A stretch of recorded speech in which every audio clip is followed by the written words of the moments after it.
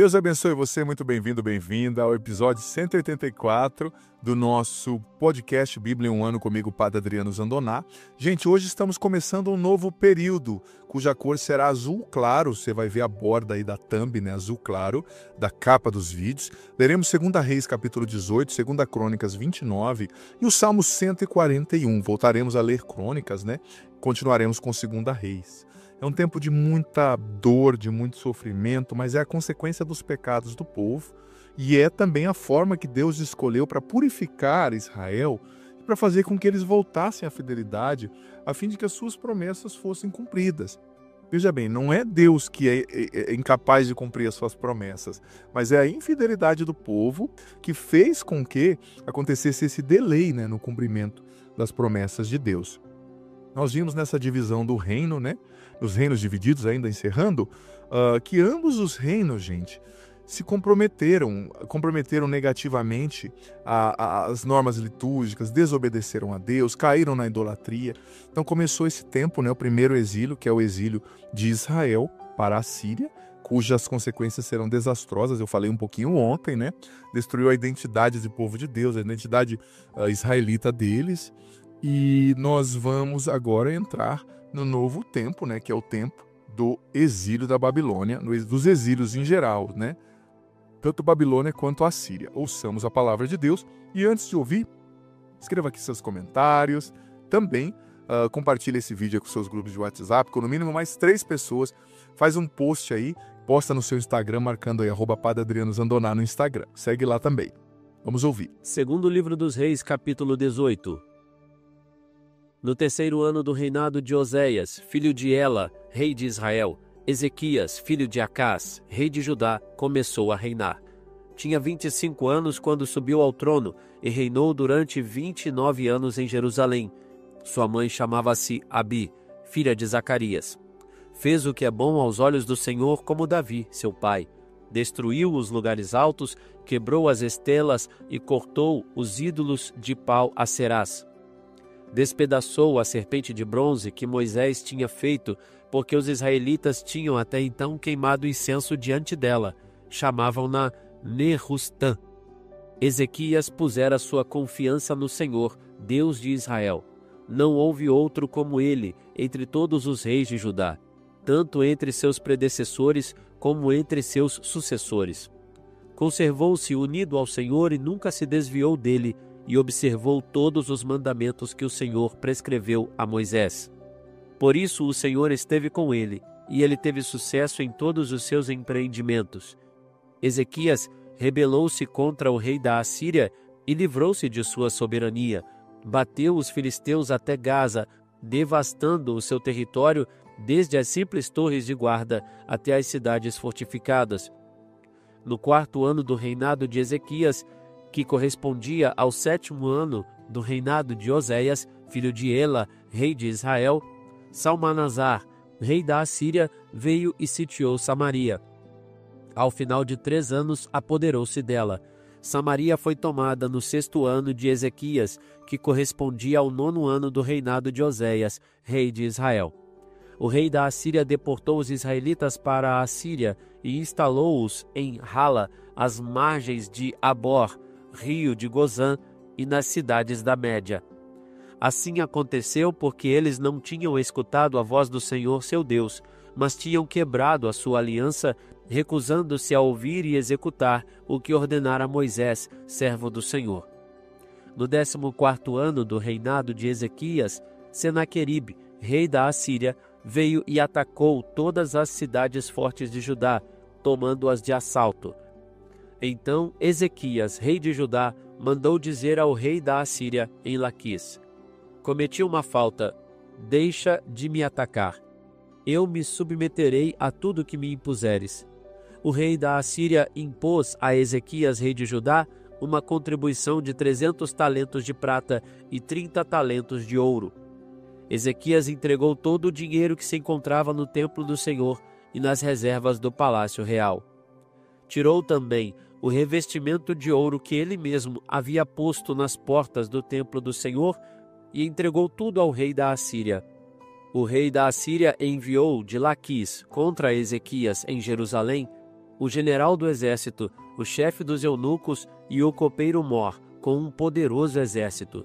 Chegando em Jerusalém, detiveram-se no alto da costa, junto ao aqueduto do reservatório superior, que se encontra no canto do campo do pisoeiro, e mandaram chamar ali o rei. Eliacim, filho de Eucias, prefeito do palácio, foi ter com eles, levando o escriba Sobna e o cronista Joaé, filho de Asaf. O copeiro Mor disse-lhe: Isto direis a Ezequias: Assim fala o grande rei, o rei da Assíria: De onde te vem tanta confiança? Só dizes palavras vãs. O que se precisa na guerra é de prudência e bravura. Em que confias para te revoltares contra mim? Já sei, pões tua confiança no Egito, esse caniço rachado que fere e transpassa a mão de quem nele se apoia. Assim é o faraó, rei do Egito, para todos os que nele confiam. Talvez me digas que vossa confiança está no Senhor vosso Deus, mas não é Ele mesmo aquele Deus cujos altares e lugares altos Ezequias destruiu, dizendo aos homens de Judá e de Jerusalém: Só diante deste altar em Jerusalém vos prostrareis? Faze, pois, um tratado com o meu soberano, o rei da Assíria, e eu te darei 2.000 cavalos, se tiveres cavaleiros para os montar. Como poderás resistir diante de um só dos menores oficiais do meu soberano? Esperas que o Egito te forneça carros e cavaleiros? E mesmo porque foi porventura sem o consentimento do Senhor que eu ataquei esta cidade para destruí-la? Foi o Senhor quem me disse: Ataca e destrói essa terra. Eliacim, filho de Eucias, o escriba Sobna e Jael disseram ao copeiro Mor: Fala aos teus servos em aramaico, dialeto que compreendemos. Não nos fales em hebraico, pois nos pode ouvir a multidão que está sobre a muralha. Mas o copeiro Mor replicou-lhe: Foi por acaso unicamente ao teu soberano e a ti que meu soberano me mandou dizer estas coisas? Não foi antes a toda essa multidão que está sobre os muros e está reduzida como vós a comer seus excrementos e a beber sua urina? Então o copeiro Mor avançou e pôs-se a gritar em hebraico: Ouvi o que diz o grande rei, o rei da Assíria. Assim diz o rei: Não vos deixeis seduzir por Ezequias, ele não vos poderá livrar de minhas mãos. Não vos leve Ezequias a confiar no Senhor, dizendo que o Senhor vos livrará e que esta cidade não cairá nas mãos do rei da Assíria. Não deis ouvidos ao rei Ezequias. Eis o que vos diz o rei da Assíria: Fazei a paz comigo, rendei-vos, e cada um de vós poderá comer os frutos de sua vinha e de sua figueira, e beber a água de seu poço. Até que eu venha e os leve para uma terra semelhante à vossa, terra fértil em trigo e em vinho, terra de pão e de vinhas, terra de olivais, de óleo e de mel. Assim salvareis a vossa vida sem temor de morrer. Não deis ouvidos a Ezequias, pois ele vos engana quando vos diz que o Senhor vos livrará. Puderam, porventura, os deuses das outras nações livrá-las das mãos do rei da Assíria? Onde estão os deuses de Emate e de Arfad? Onde estão os deuses de Seravaim, de Ana e de Ava? Livraram eles Samaria de minhas mãos? Quais são, entre todos os deuses destas terras, os que salvaram o seu próprio país de minhas mãos, para que o Senhor possa salvar Jerusalém? O povo ouviu em silêncio, não lhe respondeu uma só palavra, porque o rei ordenara que não respondessem. Eliacim, filho de Eucias, prefeito do palácio, o escriba Sobna e o cronista Joaé, filho de Asaf, voltaram a Ezequias com as vestes rasgadas e referiram-lhe as palavras do copeiro Mor. Segundo livro das Crônicas, capítulo 29. Ezequias tinha 25 anos quando começou a reinar, e reinou em Jerusalém durante 29 anos. Sua mãe chamava-se Abias, filha de Zacarias. Fez o bem aos olhos do Senhor, assim como tinha feito Davi, seu pai.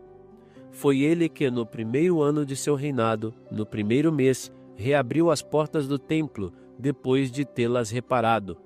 Convocou os sacerdotes e os levitas para uma assembleia que se realizou na praça oriental.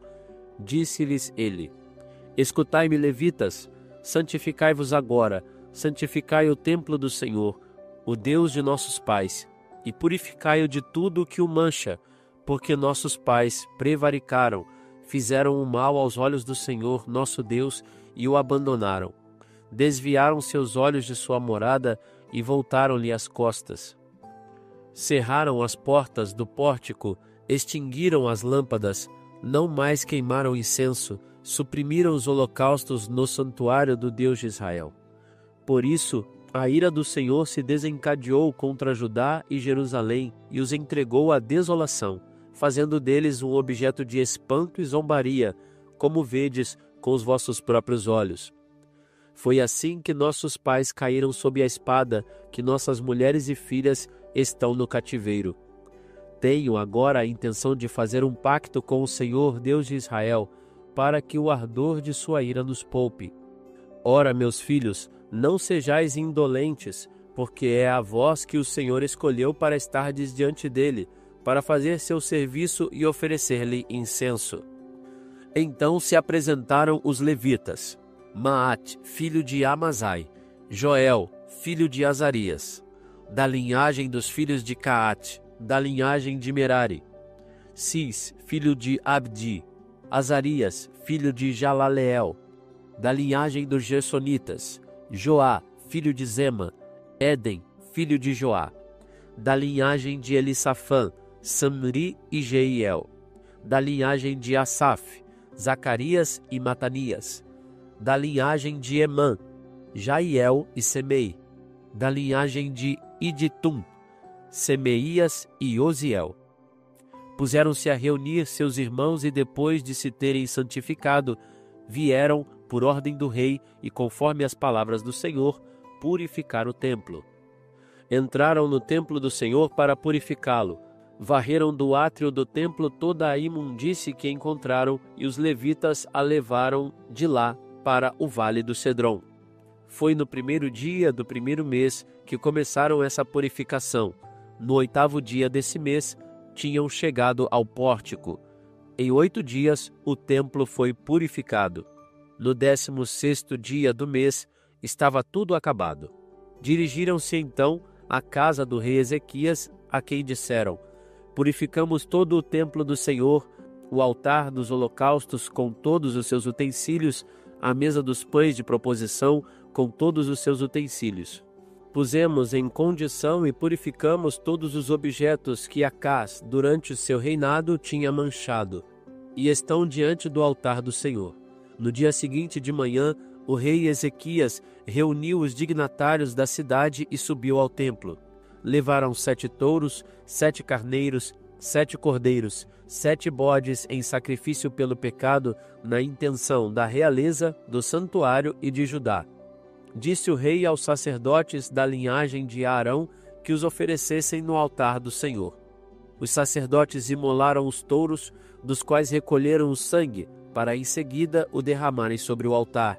Depois imolaram os carneiros e espalharam seu sangue sobre o altar, e fizeram o mesmo com os cordeiros.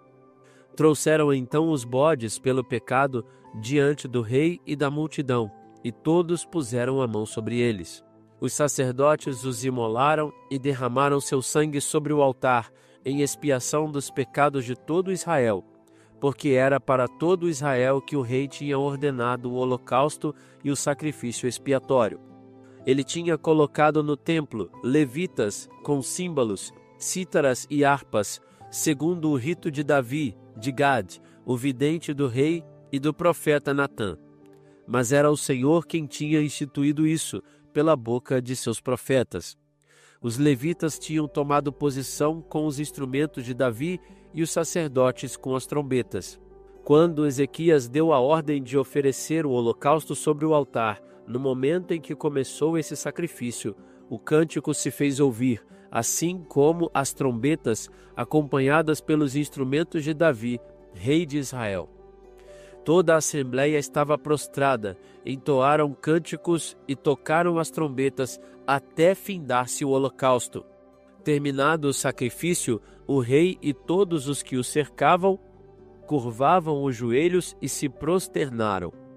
Em seguida, o rei e os chefes ordenaram aos levitas que cantassem um cântico ao Senhor, com as palavras de Davi e de Asaf, o vidente. Cantaram esse hino com júbilo, depois inclinaram-se em adoração. Ezequias então tomou a palavra. Agora, disse ele, que estáis consagrados ao Senhor, aproximai-vos e ofereceis sacrifícios e ações de graças no templo do Senhor.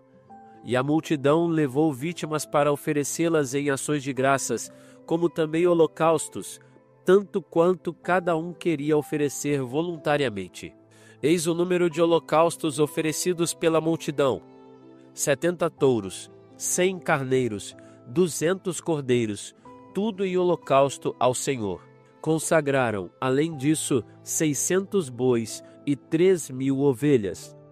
Mas como os sacerdotes, em razão de seu pequeno número, não podiam esfolar todos os holocaustos, seus irmãos, os levitas, ajudaram, até que não houvesse mais necessidade, e até que os outros sacerdotes se tivessem santificado, porque os levitas tinham mostrado mais solicitude que os sacerdotes para se purificarem.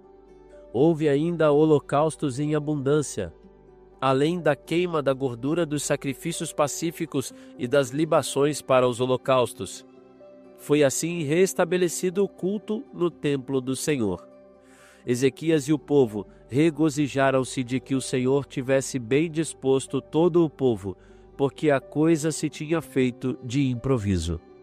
Senhor, ensina-nos a entender que, assim como o Senhor é misericordioso, o Senhor também é justo. E que se nós persistirmos no mal, na desobediência, na idolatria, no pecado mortal, as consequências vão ser desastrosas. Converte o nosso coração. Toca o coração daqueles, Senhor, que estão obstinados no pecado. Aqueles que são obstinados no pecado. Converte, convence sobre a importância, Senhor, da mudança de vida. Convence, Senhor, sobre a importância de abandonar o pecado. Convence, Senhor, sobre a Tua graça, que é maior do que tudo e que pode nos ajudar a vencer a nossa natureza inclinada ao mal. Não existe vício, não existe pecado que não possam ser vencidos com a Tua graça, com a Tua bondade, com a Tua misericórdia. Rogai por nós, Santa Mãe de Deus, para que sejamos dignos das promessas de Cristo. Amém. Que bênção! Estamos entrando agora no período do exílio, que é o período mais triste da história de Israel, gente. A gente viu um declínio, né? Primeiro o exílio agora para a Síria, das tribos do norte, as 10 tribos do norte, Israel. Depois terá também o exílio para a Babilônia, de Judá e Benjamim, as tribos do sul, né? Eles renegaram o seu chamado de serem luz das nações, né? Deus enviou muitos profetas para dizerem. Nós vimos os profetas menores, nós vamos ver agora também outros profetas que vão aparecer, os maiores, né? E infelizmente, eles não voltaram a Deus, né?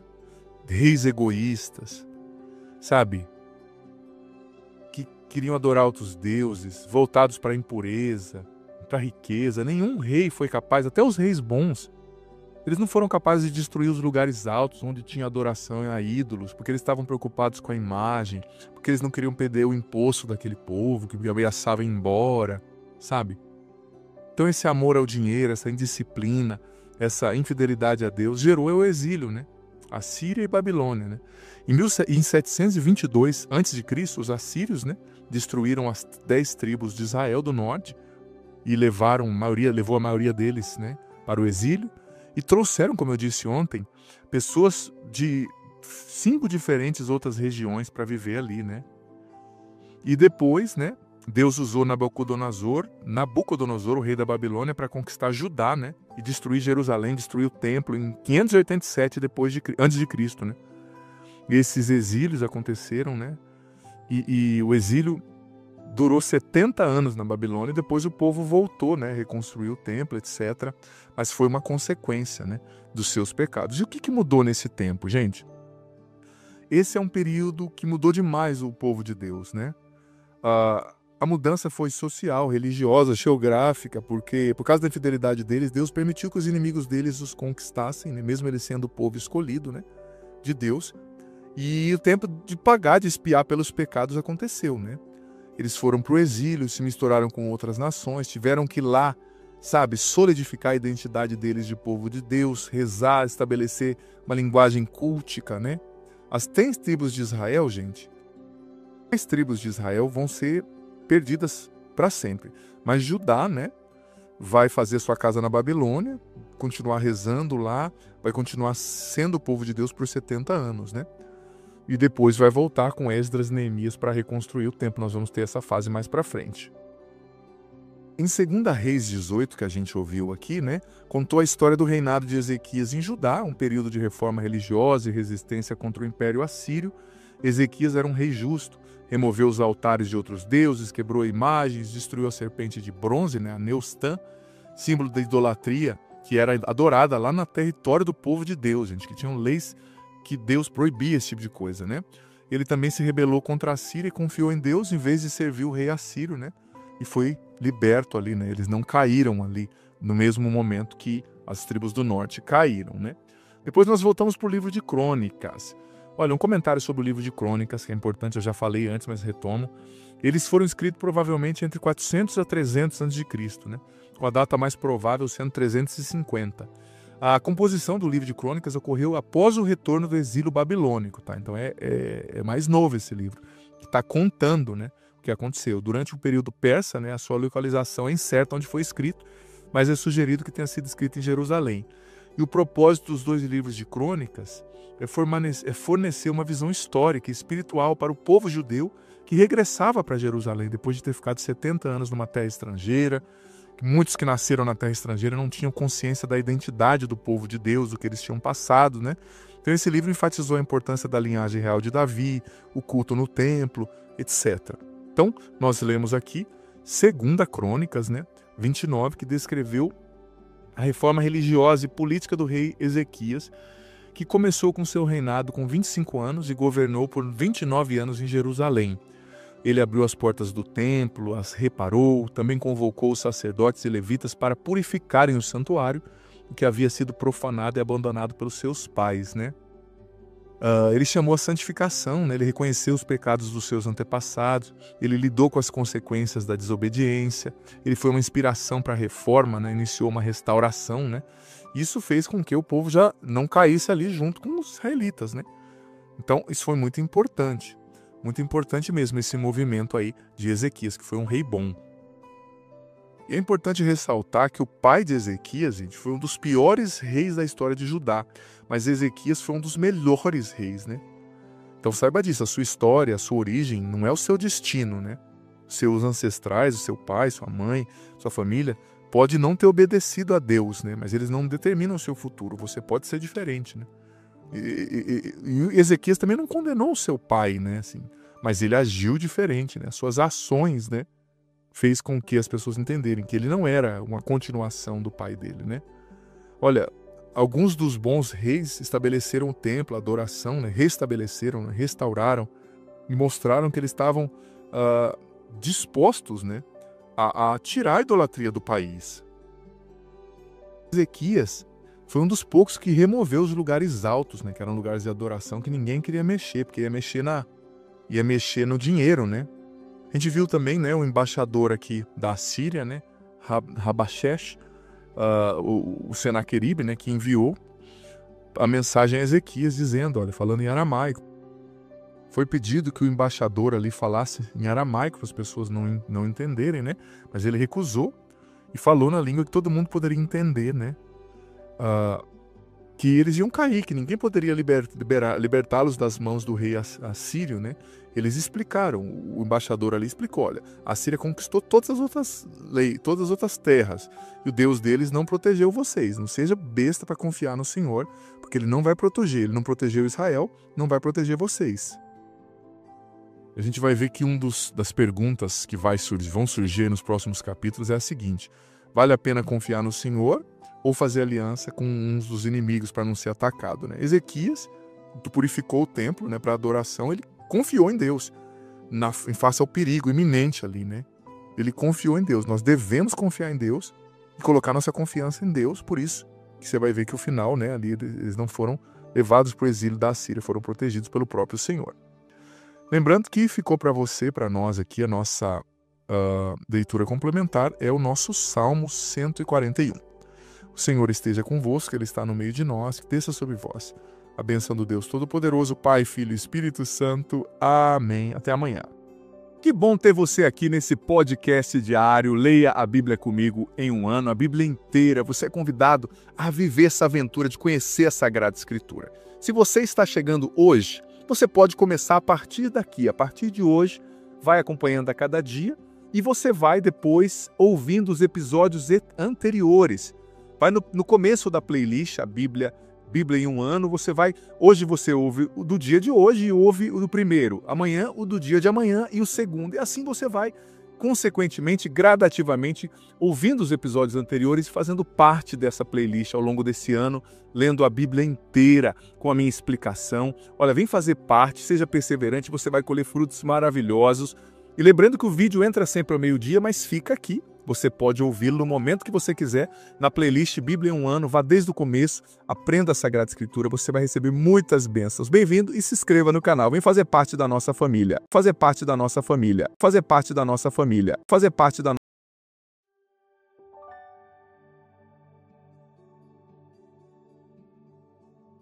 Olá, Deus abençoe você. Hoje, episódio 159, Marcos 11 e 12 e o Salmo 67. Já adianto que o Salmo vai ficar como tarefa aí, acabando, você já lê o Salmo 67, tá bom?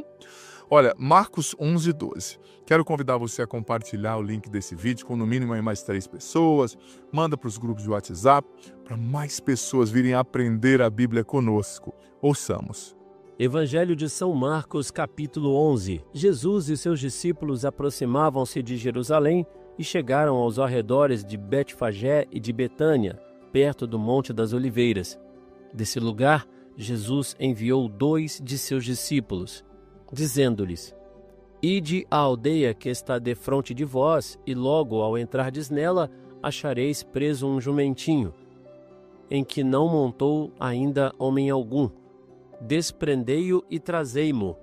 E se alguém vos perguntar: que fazeis? Dizei: o Senhor precisa dele, mas daqui a pouco o devolverá. Indo eles, acharam um jumentinho atado fora diante de uma porta, na curva do caminho. Iam-no desprendendo, quando alguns dos que estavam ali perguntaram: Ei, que estáis fazendo? Por que soltais o jumentinho? Responderam como Jesus lhes havia ordenado, e deixaram-no levar. Conduziram a Jesus o jumentinho, cobriram-no com seus adornos, e Jesus montou nele. Muitos estendiam seus mantos no caminho, outros cortavam ramos das árvores e espalhavam-nos pelo chão. Tantos os que precediam como os que iam atrás clamavam: Hosana! Bendito o que vem em nome do Senhor. Bendito o reino que vai começar, o reino de Davi, nosso pai. Hosana no mais alto dos céus. Jesus entrou em Jerusalém e dirigiu-se ao templo. Ali lançou os olhos para tudo o que o cercava. Depois, como já fosse tarde, voltou para Betânia com os 12. No outro dia, ao saírem de Betânia, Jesus teve fome. Avistou de longe uma figueira coberta de folhas e foi ver se encontrava nela algum fruto. Aproximou-se da árvore, mas só encontrou folhas, pois não era tempo de figos. E disse à figueira: Jamais alguém coma fruto de ti. E os discípulos ouviram essa maldição. Chegaram a Jerusalém e Jesus entrou no templo e começou a expulsar os que no templo vendiam e compravam. Derrubou as mesas dos trocadores de moedas e das cadeiras dos que vendiam pombas. Não consentia que ninguém transportasse algum objeto pelo templo. E ensinava-lhes nestes termos: Não está, porventura, escrito: Minha casa será chamada casa de oração para todas as nações? Mas vós fizestes dela um covil de ladrões. Os príncipes dos sacerdotes e os escribas ouviram-no e procuraram um modo de o matar. Temiam-no porque todo o povo se admirava da sua doutrina. Quando já era tarde, saíram da cidade. No dia seguinte, pela manhã, ao passarem junto da figueira, viram que ela secara até a raiz. Pedro lembrou-se do que se tinha passado na véspera e disse a Jesus: Olha, mestre, como secou a figueira que amaldiçoaste. Respondeu-lhe Jesus: Tende fé em Deus. Em verdade vos declaro, todo o que disser a este monte, levanta-te e lança-te ao mar, se não duvidar no seu coração, mas acreditar que sucederá tudo o que disser, obterá esse milagre. Por isso vos digo, tudo o que pedirdes na oração, crede que o tendes recebido e vos será dado. E quando vos puserdes de pé para orar, perdoai, se tiverdes algum ressentimento contra alguém, para que também vosso Pai que está nos céus vos perdoe os vossos pecados. Mas se não perdoardes, tampouco vosso Pai que está nos céus vos perdoará os vossos pecados. Jesus e seus discípulos voltaram outra vez a Jerusalém, e andando Jesus pelo templo, acercaram-se dele os príncipes dos sacerdotes, os escribas e os anciãos, e perguntaram-lhe: Com que direito fazes isso? Quem te deu autoridade para fazer essas coisas? Jesus respondeu-lhes: Também vos farei uma pergunta, respondei-ma, e vos direi com que direito faço essas coisas. O batismo de João vinha do céu ou dos homens? Respondei-me. E discorriam lá consigo. Se dissermos do céu, ele dirá: Por que razão, pois, não acreditastes nele? Se ao contrário dissermos dos homens, tememos o povo. Com efeito, eles tinham medo do povo, porque todos julgavam ser João deveras um profeta. Responderam a Jesus: Não sabemos. E eu tampouco vos direi, disse Jesus, com que direito faço essas coisas. Evangelho de São Marcos, capítulo 12. E começou a falar-lhes em parábolas. Um homem plantou uma vinha, cercou-a com uma sebe, cavou nela um lagar, edificou uma torre, arrendou-a a vinhateiros e ausentou-se daquela terra.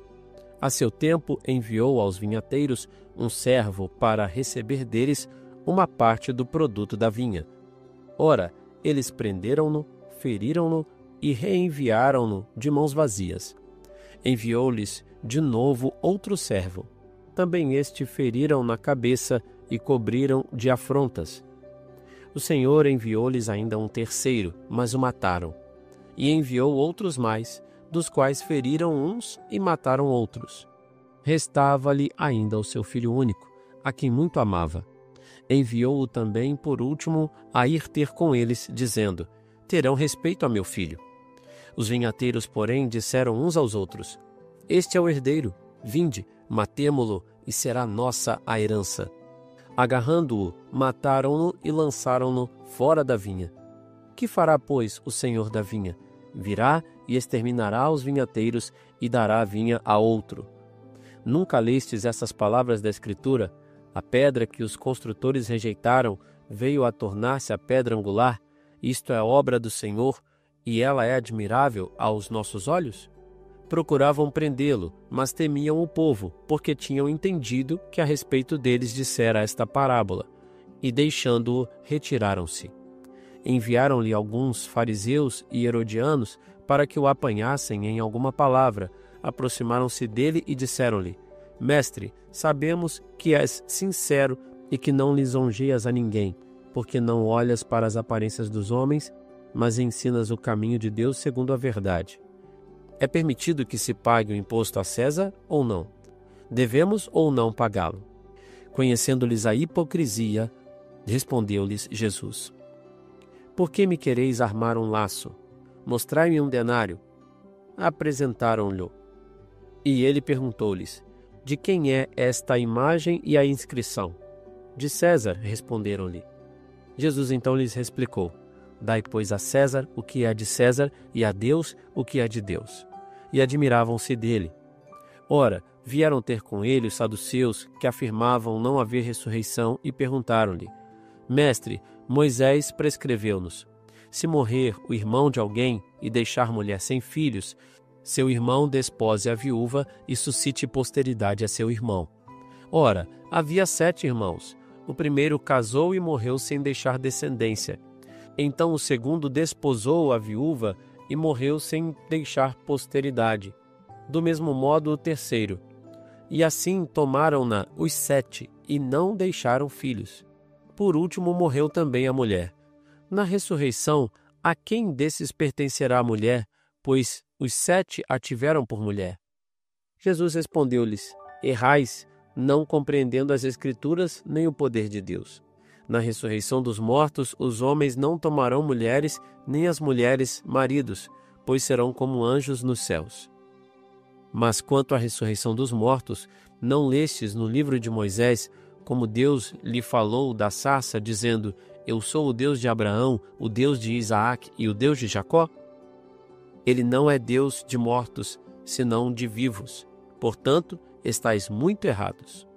Achegou-se dele um dos escribas que os ouvira discutir, e vendo que lhes respondera bem, indagou dele: Qual é o primeiro de todos os mandamentos?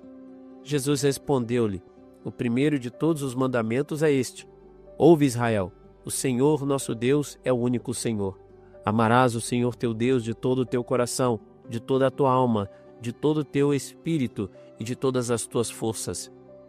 Eis aqui o segundo: amarás o teu próximo como a ti mesmo. Outro mandamento maior do que estes não existe.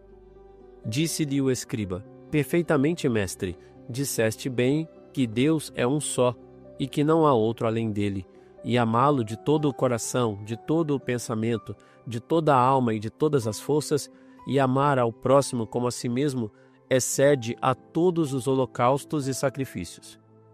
Vendo Jesus que ele falara sabiamente, disse-lhe: Não estás longe do reino de Deus. E já ninguém ousava fazer-lhe perguntas. Continuava Jesus a ensinar no templo e propôs esta questão: Como dizem os escribas que Cristo é o filho de Davi?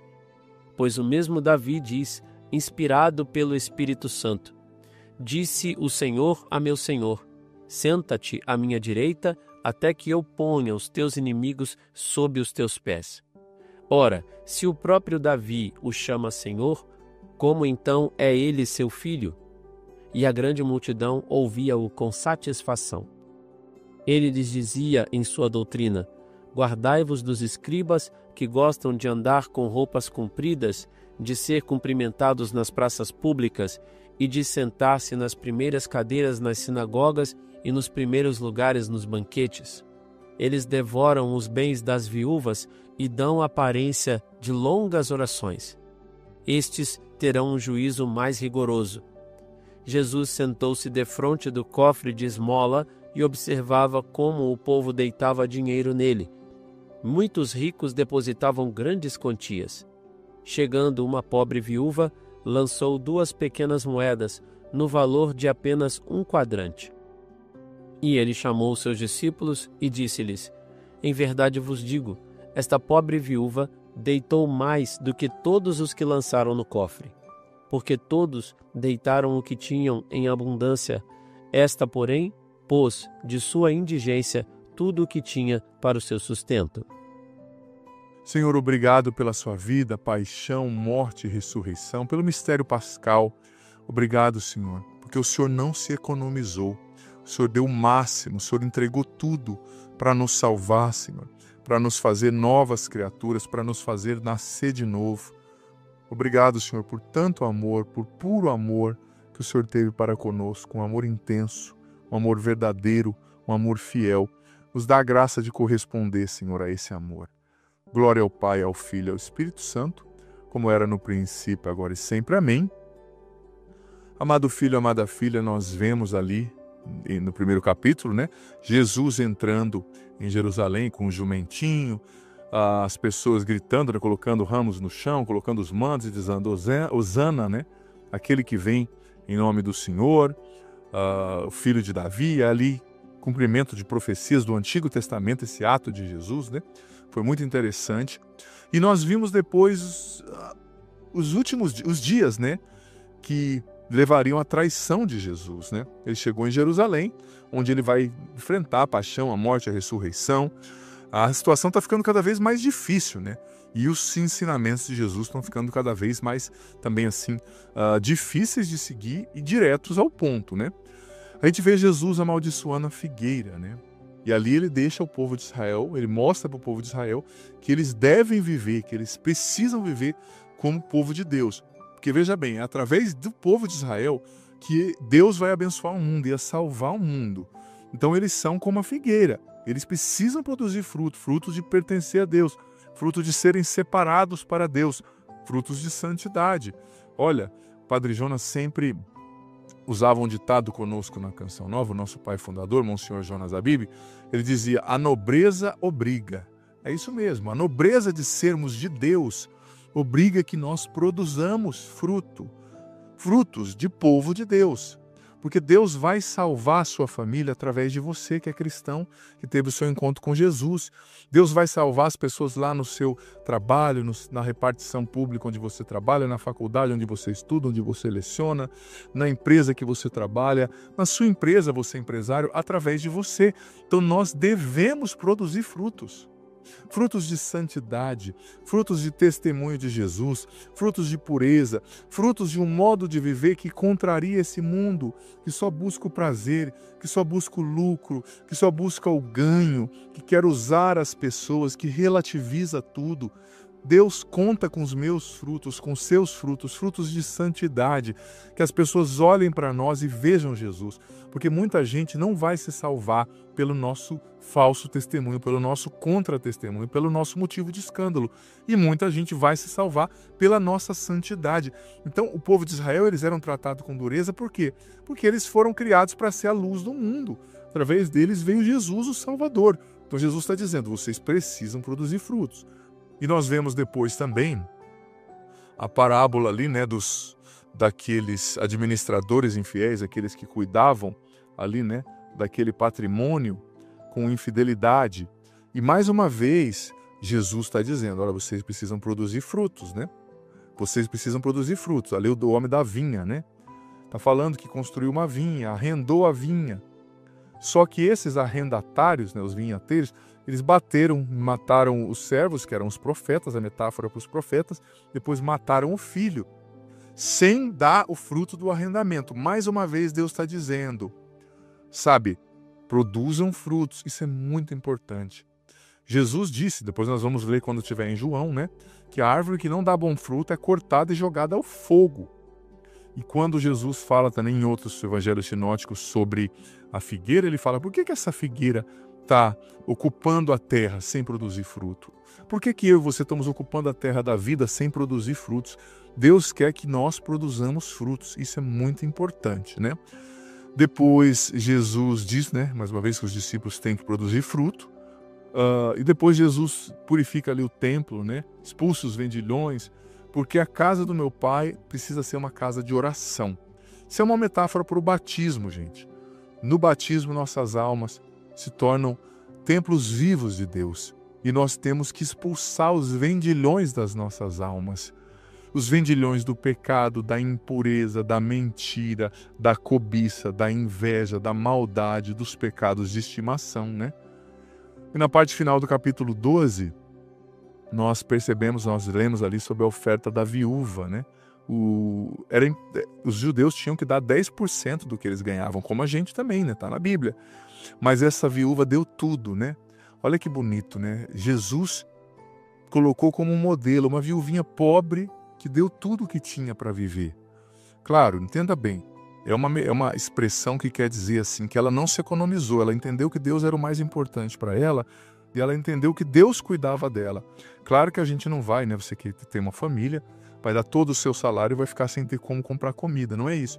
Mas isso mostra que Deus precisa estar em primeiro lugar e que nós precisamos, sabe, filho, filha, dar a Deus o nosso melhor, seja naquilo que a gente tem, seja naquilo que a gente faz, né?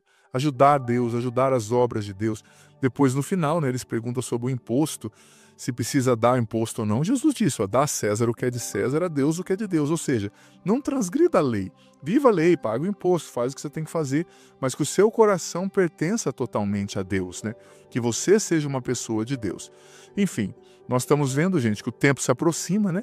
Jesus já está caminhando para a sua agonia. Como eu disse no início desse checkpoint messiânico de Marcos, Marcos é bem direto ao ponto e parece que Jesus está sempre correndo, né, no Evangelho de Marcos.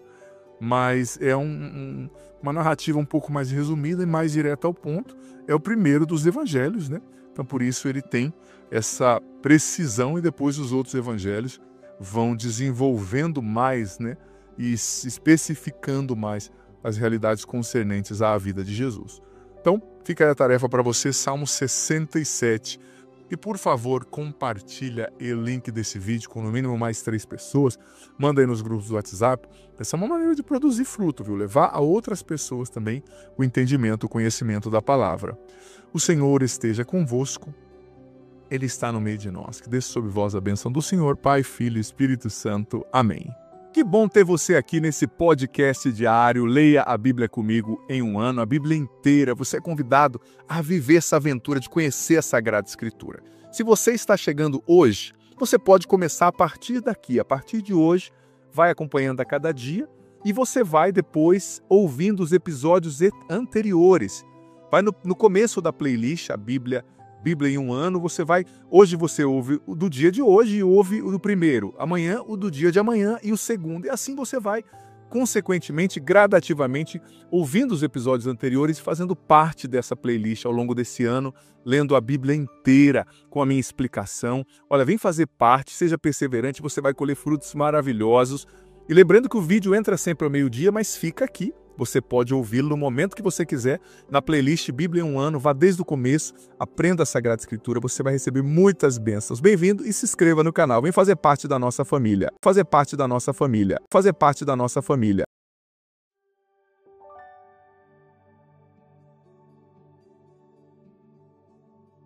Olá, Deus abençoe você. Episódio 176 do nosso podcast diário, Bíblia em um ano, comigo, Padre Adriano Zandoná. Hoje leremos 2 Reis, capítulo 8, Oséias, capítulos 8, 9 e 10 e o Salmo 108. Escreva aqui nos comentários seus pedidos de oração. E, por favor, convida mais pessoas para virem estudar a Bíblia com a gente, compartilha esse vídeo aí com mais pessoas. É um serviço que você presta para ajudar muitos corações, tá? Vamos ouvir a palavra do Senhor. Segundo livro dos Reis, capítulo 8. Eliseu dissera à mulher cujo filho ele ressuscitara: parte com todos os teus e habita no estrangeiro, porque o Senhor fez vir a fome e ela virá sobre a terra durante 7 anos. A mulher fez o que lhe disse o homem de Deus, emigrou com sua família e habitou 7 anos na terra dos filisteus.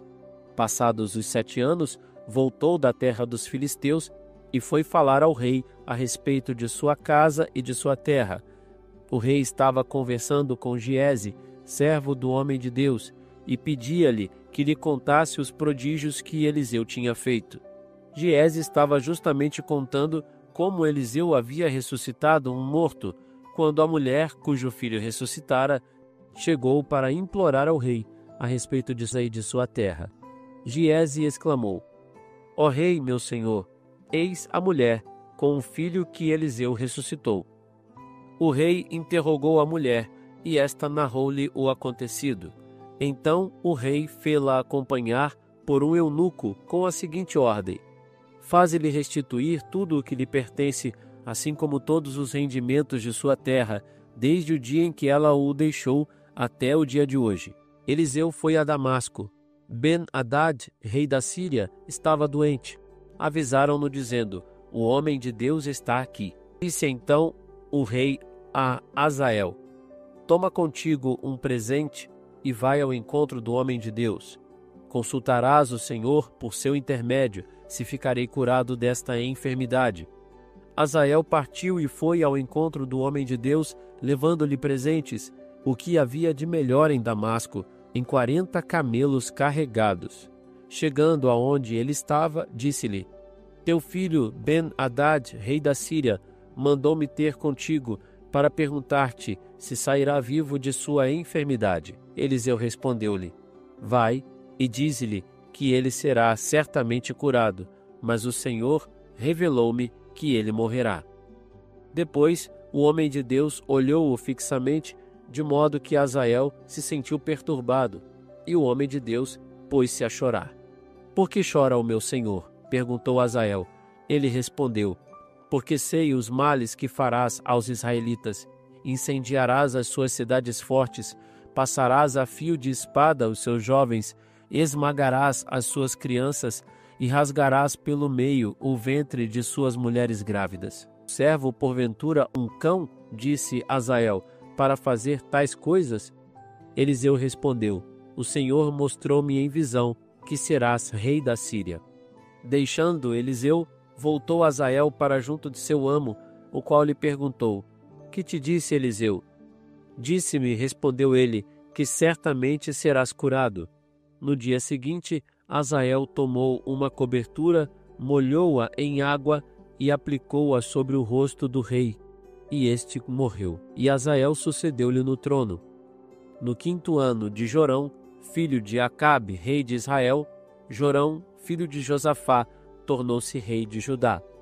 Tinha 32 anos quando começou a reinar. Reinou 8 anos, andou pelos caminhos dos reis de Israel, como fizera a casa de Acabe, cuja filha desposou, e fez o mal aos olhos do Senhor. Apesar disso, o Senhor não quis destruir a casa de Judá por causa de Davi, seu servo, a quem prometera conservar sempre uma lâmpada na sua descendência. No tempo de Jorão, os edomitas sacudiram o jugo de Judá e constituíram um rei para si. Jorão foi a Seira com todos os seus carros e durante a noite feriu os edomitas que o tinham cercado, e os chefes dos carros com as tropas fugiram para suas tendas. E assim Edom sacudiu o jugo de Judá até o dia de hoje. Naquele mesmo tempo, Libna libertou-se igualmente. Os outros atos e grandes feitos de Jorão foram consignados no livro das crônicas dos reis de Judá. Jorão adormeceu com os seus pais e foi sepultado junto deles na cidade de Davi. Seu filho Ocosias sucedeu-lhe no trono. No 12º ano de Jorão, filho de Acabe, rei de Israel, Ocosias, filho de Jorão, tornou-se rei de Judá. Ocosias tinha 22 anos quando começou a reinar, e reinou. Sua mãe chamava-se Atália e era filha neta de Amri, rei de Israel. Andou nos caminhos da casa de Acabe e fez o mal aos olhos do Senhor, como a casa de Acabe, porque lhe era aliado. Saiu com Jorão, filho de Acabe, a combater Hazael, rei da Síria, em Ramote de Galaade, e foi ferido pelos sírios. E voltou então a Jezrael para se curar dos ferimentos recebidos dos sírios no combate contra Hazael, rei da Síria. Ocosias, filho de Jorão, rei de Judá, desceu a Jezrael para visitar Jorão, filho de Acabe, que estava enfermo. Livro do profeta Oséias, capítulo 8. A boca a trombeta. O inimigo precipita-se como uma águia sobre a casa do Senhor, porque violaram minha aliança e transgrediram a minha lei. Clamam a mim, meu Deus. Nós te conhecemos, Israel. Israel rejeitou o bem, o inimigo o persegue. Constituíram reis sem minha aprovação e chefes sem meu conhecimento. Fizeram para si ídolos de sua prata e de seu ouro para a sua própria perdição. Rejeita o teu bezerro de ouro, ó Samaria. Minha cólera inflamou-se contra eles. Até quando não poderão eles purificar-se?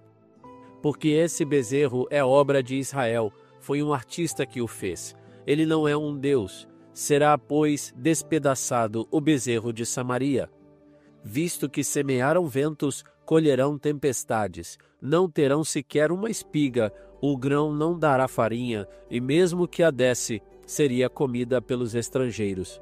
Israel foi devorado, ei-los que se tornaram como um objeto sem valor entre as nações, porque fizeram aliança com a Assíria. O jumento montês anda sozinho, mas Efraim assalaria aliados. Em vão multiplicam as alianças, eu os juntarei. terão de se sujeitar ao rei e aos príncipes. Efraim multiplicou os altares, e seus altares só lhe serviram para pecar. Mesmo que eu lhe escrevera todos os preceitos de minha lei, ele a estimará como uma lei estrangeira. Oferecem vítimas em sacrifício e comem-lhes as carnes, mas o Senhor não se compraz nelas. Doravante, ele se lembrará da iniquidade deles e punirá os seus pecados. Voltarão para o Egito. Israel esqueceu-se de seu Criador e constituiu palácios para si. Judá multiplicou suas praças fortes, mas vou pôr fogo às suas cidades, e ele consumirá os seus edifícios. Livro do profeta Oséias, capítulo 9. Não te alegres, Israel, não exultes como os pagãos, porque te prostituíste, afastando-te de teu Deus, e amaste o salário impuro em todas as eiras de trigo. A eira e o lagar não os alimentarão, e o vinho lhes faltará. Não ficarão na terra do Senhor. Os de Efraim voltarão para o Egito e comerão na Assíria alimentos impuros. Já não farão ao Senhor libações de vinho, nem oferecerão sacrifícios em sua honra. Seu pão será como um pão de luto. Todos os que dele comerem se contaminarão. Essa refeição é para seus apetites e não para ser apresentada na casa do Senhor. Que fareis no dia da solenidade, no dia de festa consagrado ao Senhor? Ei-los que partem de uma terra devastada. O Egito os acolherá. Mênfis os sepultará. Suas luxuosas residências serão cobertas de urtigas, e abrolhos invadirão suas tendas. Eis que chegam os dias do castigo. Eis que chegam os dias da justiça. Israel exclama: o profeta está louco, o homem inspirado delira. A enormidade de teu pecado junta-se à de tua perseguição. Efraim, o povo de meu Deus, espreita o profeta, arma-lhe ciladas em todos os caminhos, e persegue-o até na casa de seu Deus. Estão profundamente corrompidos, como no tempo de Gabaá. Deus se lembrará de suas faltas e punirá os seus pecados. Encontrei Israel como cachos de uvas no deserto. Vi os vossos pais como os primeiros frutos da figueira. Porém, chegados a Baal-Fegor, consagraram-se a um objeto infame e tornaram-se tão abomináveis como as coisas que amavam. A glória de Efraim desaparecerá como uma ave. Não haverá mais nascimento, nem gravidez, nem sequer concepção.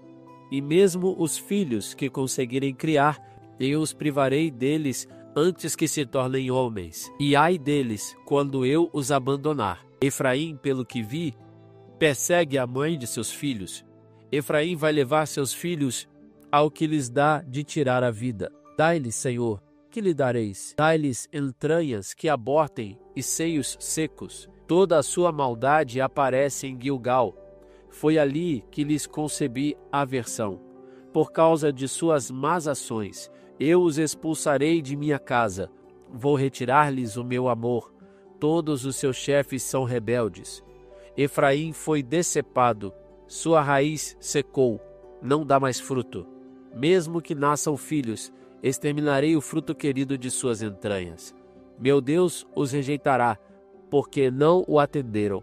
Andarão errantes entre as nações. Livro do profeta Oséias, capítulo 10. Israel era uma vinha frondosa, que dava muitos frutos. Porém, quanto mais frutos, mais multiplicava seus altares. Quanto mais prosperou a terra, mais ricas estelas construiu. Hipócrita é seu coração, vai receber o devido castigo. Ele mesmo vai derrubar seus altares e quebrar suas estelas. E dizem, com efeito, não temos rei, porque não tememos o Senhor. E que nos fará o nosso rei? Proferem vãos discursos e juram falso quando concluem suas alianças. Os processos brotam como a erva venosa nos sulcos. Os habitantes de Samaria tremerão por causa do bezerro de Bet-Aven. Seu povo toma luto por ele, e o bando dos seus sacerdotes lamenta-se por causa dele, temendo que sua riqueza lhe seja tirada. Também ele será levado para a Assíria, para ser oferecido em homenagem ao grande rei. A confusão se apoderará de Efraim, e Israel se envergonhará de seu ídolo. Samaria será aniquilada, seu rei é como espuma à tona d'água. Serão destruídos os lugares altos de Bet-Aven, o pecado de Israel. Espinhos e abrolhos crescerão nos seus altares.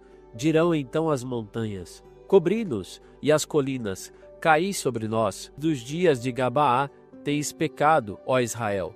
Ali se revoltaram contra mim. Não os atingirá em Gabaá a guerra contra os maus? Virei castigá-los, os povos se reunirão contra eles, porque devem ser punidos pelo seu duplo crime. Efraim é uma novilha bem tratada, que gosta de calcar a eira, mas porei a canga em seu pescoço.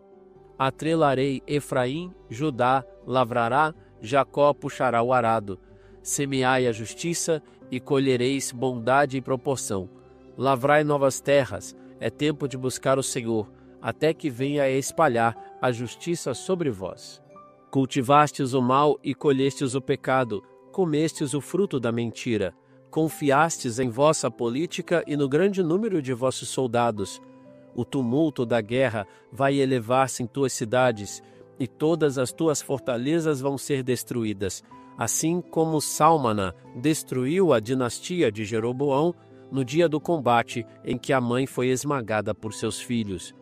Assim sereis tratada, Betel, por causa de vossa maldade. Desde a aurora desaparecerá o rei de Israel.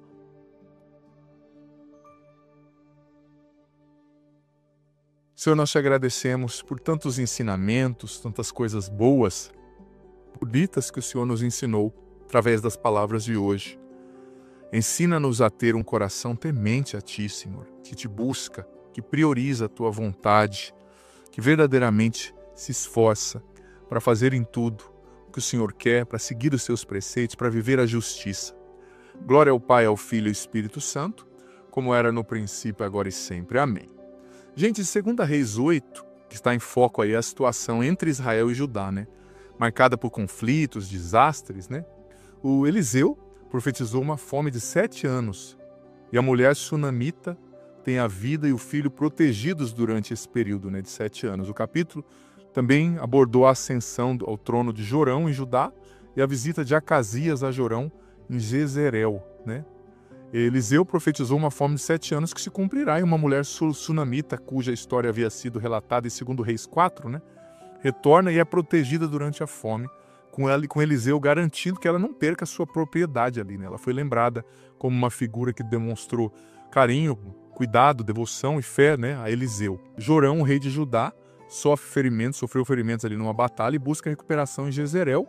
E Acasias, rei de Israel, visitou Jorão e Jezreel, indicando uma possível aliança entre os dois reinos. Esse capítulo marcou ali a continuidade do reinado dos dois reis, em Judá e em Israel, mas também persistências de problema, como fomes e conflitos, né?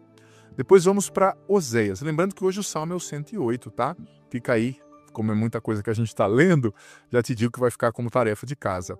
Oséias, capítulo 8, nós vimos ali a descrição, foi descrito, né, a desobediência e a perseguição do povo de Israel, especialmente a nação de Efraim, por sua infidelidade a Deus, por sua adoração aos ídolos.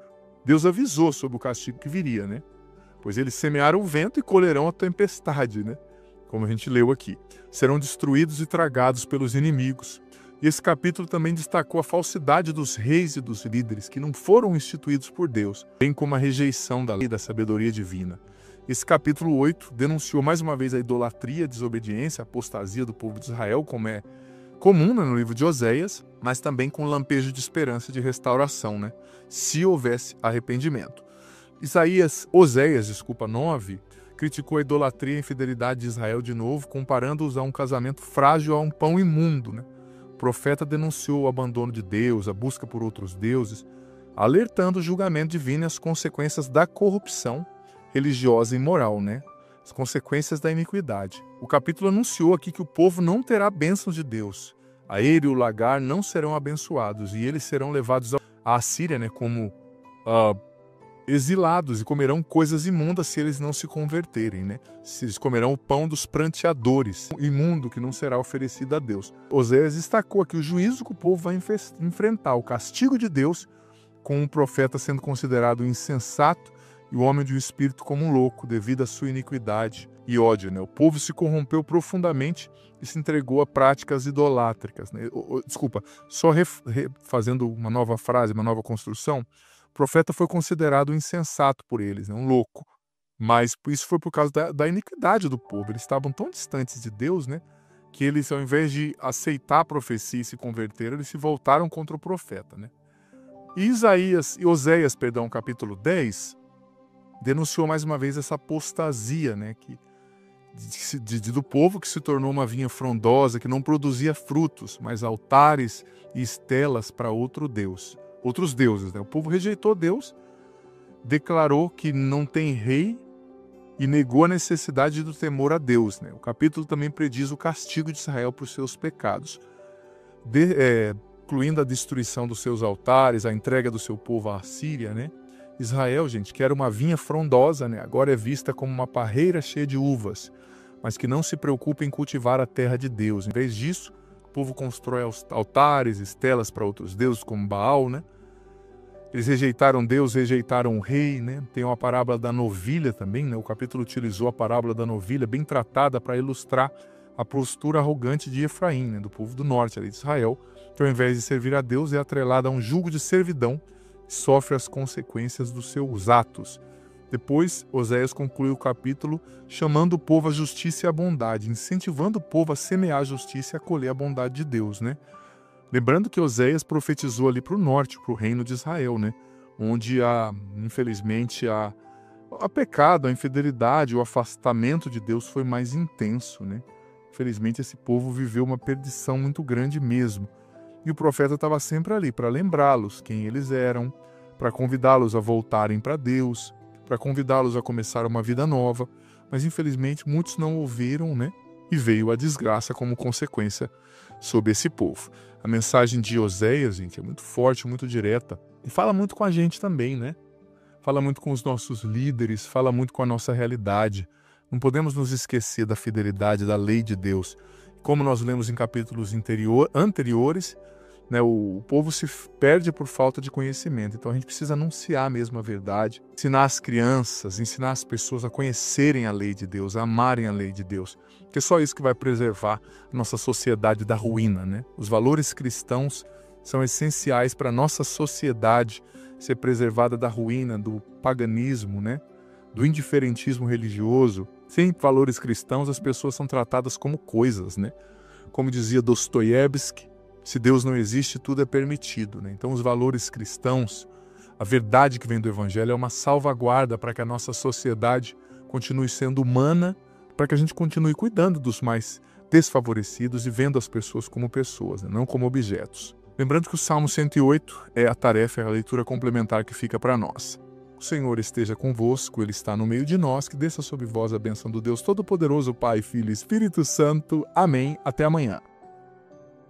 Que bom ter você aqui nesse podcast diário. Leia a Bíblia comigo em um ano, a Bíblia inteira. Você é convidado a viver essa aventura de conhecer a Sagrada Escritura. Se você está chegando hoje, você pode começar a partir daqui. A partir de hoje, vai acompanhando a cada dia e você vai depois ouvindo os episódios anteriores.